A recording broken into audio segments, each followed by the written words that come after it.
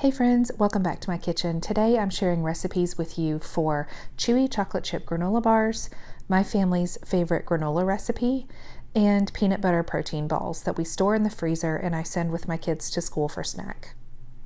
I'm going to start with the chewy chocolate chip granola bars. This recipe made me the most excited because I have tried so many homemade granola bar recipes over the years, and they're either too sweet, not sweet enough, way too sticky so you need wipes to wash your hands when you're finished, or they don't hold together. So young kids in particular can't really handle them without like a fork or a spoon.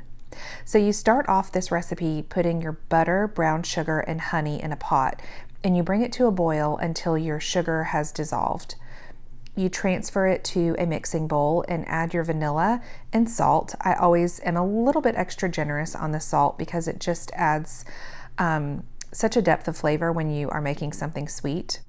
Then you are going to add your oats, which you have to use quick cooking oats. You can't use old-fashioned oats in this particular recipe, or the texture of the finished product just won't quite be the same. Then you add rice cereal. I just used Great Value brand Rice Krispies. And you also add nuts and flax meal. This part is pretty flexible. Each time that I make this recipe, which this is the third time now, I pretty much just make sure that I am adding the quantity that it requires. So it says like a cup of nuts and half a cup of ground flax. So I make sure that whatever I'm adding, it totals a cup and a half. So in this case, I added some sliced almonds because I had them. I added ground flax. I added hemp heart seeds. Last time that I made them, I also added some roasted salted sunflower seeds. So pretty much anything that's going to add a little extra protein and flavor and crunch. Now, I really need to find a pan that I already own that is just the right size so that I can press it in really firmly all the way through the edges, because that is the key to having these granola bars stay together, like hold together well once they have been refrigerated. And in this particular case, and the last time that I made them, I'm just using a half sheet pan and I'm pressing it down the best I can. But then on that left side, I'm having to kind of use my hands to keep the boundaries and the borders in place. And this particular recipe, this time that I made it, the bars that were closer to that end where I was having to create my own border, they didn't hold together nearly as well as the last time. So I need to figure out what pan that I have that works perfectly for the whole recipe and use that. Now I am making the peanut butter protein balls. My youngest son loves the idea anyways of these kind of protein balls. There's so many different recipes out there. I know some people use Lara bars recipes, like copycat recipes, and they just roll them into balls instead of cutting them into bars. I really liked this recipe because it called for shredded coconut and peanut butter. I liked that the chewy granola bars didn't have peanut butter in them because a lot of granola bar recipes do. It's just a good soft protein that kind of helps the bars hold together. But these protein balls call for old-fashioned oats, which is great because I have plenty of those. I used unsweetened toasted shredded coconut that I got from Walmart. I think they were organic. Creamy peanut butter, ground flax, mini chocolate chips, honey, chia seeds, and vanilla. And the best part about this particular recipe is there's no cooking or warming of anything necessary.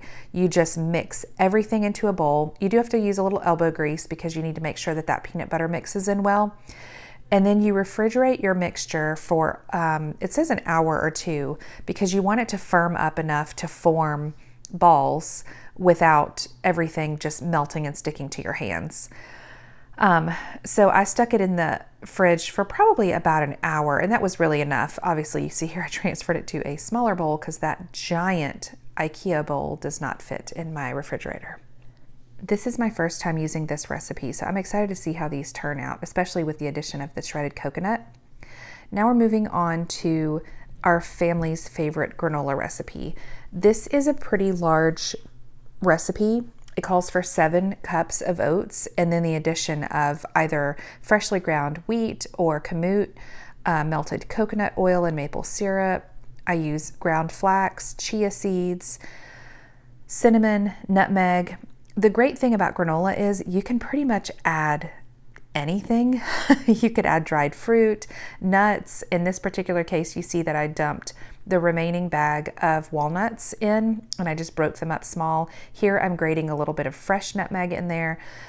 You could really do without the nutmeg if you don't like it, or you could add cloves or allspice or even pumpkin pie spice if you want to make it a little bit more seasonal. I do love the addition of the cinnamon though. And this is a massive recipe with really only half a cup of maple syrup or honey. In this particular day, I used maple syrup because I'd already used honey with the protein balls and the granola bars. So I just decided to change it up a little bit. And I really like the flavor that maple syrup adds to the granola. I did use old-fashioned oats for this. I don't ever use quick cooking oats in my granola. This recipe makes a big, full sheet pan of granola, as you can see here. And I just spread it out evenly. It's pretty thick. It comes almost to the rim of my sheet pan. And then I bake it. I think I baked this, my recipe says 15 to 18 minutes. I think I did 17 minutes. And then I let it cool completely before I transfer it to my half-gallon jars. This ends up making a little over 1.5 half-gallon jars. And I think I'm going to experiment next time with increasing my liquid. So maybe increasing the coconut oil and the maple syrup by a few tablespoons each to see if I can get my granola to stay in slightly bigger chunks. I really like when you've got little chunks of granola versus mostly having just loose oats and ingredients. Our favorite way to eat homemade granola is to either mix it with homemade yogurt from our raw milk or just pour milk over it and eat it like cereal. Now it's time to turn these peanut butter protein balls into balls so I can freeze them and then separate them into snack bags that I can easily grab and throw into my kids' lunch boxes or backpacks. I often struggle with snacks for my kids. We are not big snackers when we're at home, so like over school breaks or summer break, things like that, we don't do much snacking. My teenage girls and I, who are at home even during the school year, we don't do any snacking. We eat breakfast, lunch, and dinner, and that's it. But my younger two that are in school have a designated snack time at school each day.